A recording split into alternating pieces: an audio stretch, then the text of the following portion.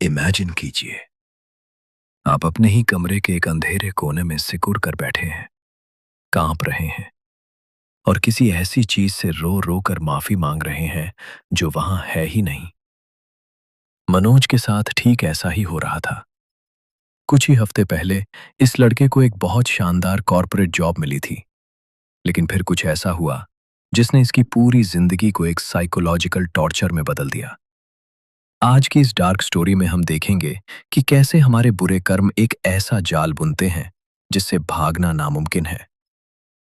Flashback में चलें तो मनोज एक टिपिकल अमीर और घमंडी लड़का था, लेकिन जब उसके पिता ने उसे पैसे देना बंद किया तो उसकी सारी अकड़ निकल गई और वो रातों रात सड़क पर आ गया। कॉलेज के दिनों में मनोज ने नशे में ज्योति नाम की एक लड़की को बहुत बुली किया था, उसका सरेआम मजाक उड़ाया था।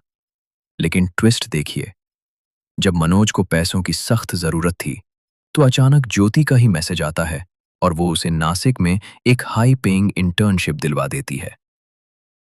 अब लॉजिकली सोचिए, जिस इंसान को आपने इतना टॉर्चर किया हो वो आपको जॉब क्यों दिलाएगा? ये एक बहुत बड़ा रेड फ्लैग था। लेकिन मनोज पैसों के लिए इतना डेस्परेट था कि वो इस ट्रैप को समझ ही नहीं पाया। जब मनोज नासिक के ऑफिस पहुंचता है तो वहां का वाइब बिल्कुल डेड था। वहां एक अजीब सी बात थी। ऑफिस में एक कैबिन हमेशा लॉक रहता था और उसके दरवाजे पर बहुत सारे ताबीज बंधे हुए थे। मनोज के कलीग्स ने कैजुअली बताया कि पहले वहां एक लड़की काम करती थी जो अचानक गायब हो गई और उसके बाद से उस कमरे से मदद मांगने की चीखें आती हैं। मतलब वो ऑफिस नहीं, किसी खौफनाक चीज का कैद खाना था। नए बॉस को इम्प्रेस करने के चक्कर में एक रात मनोज ऑफिस में लेट रुका। पूरा ऑफिस खाली था। तभी उस सील किए हुए कैबिन से टाइपिंग की तेज आवाज आने लगी और फिर दरवाजे के उस पार से एक औरत की फुसफुसाती हुई आवाज आई, क्या तुम थक गए हो? नॉर्मली भूतिया चीजें एक ही जगह तक लिमिटेड होती हैं, लेकिन ये कोई नॉर्मल चीज नहीं थी। इसने ऑफिस की बाउंड्री तोड़ी और मनोज के पीछे पीछे उसके घर तक पहुंच गई। रात में मनोज के कमरे की लाइट्स फ्लिकर करने लगी और उसके बिस्तर के पास एक रोती हुई औरत बैठ गई जो वही सवाल पूछ रही थी। खौफ इतना ज्यादा था कि मनोज का दिमाग सुन्न पड़ गया और वो बेहोश हो गया। पूर्ण पतन। इतना डरने के बाद भी, गरीबी और करियर बर्बाद होने के डर से मनोज अगले दिन फिर ऑफिस गया।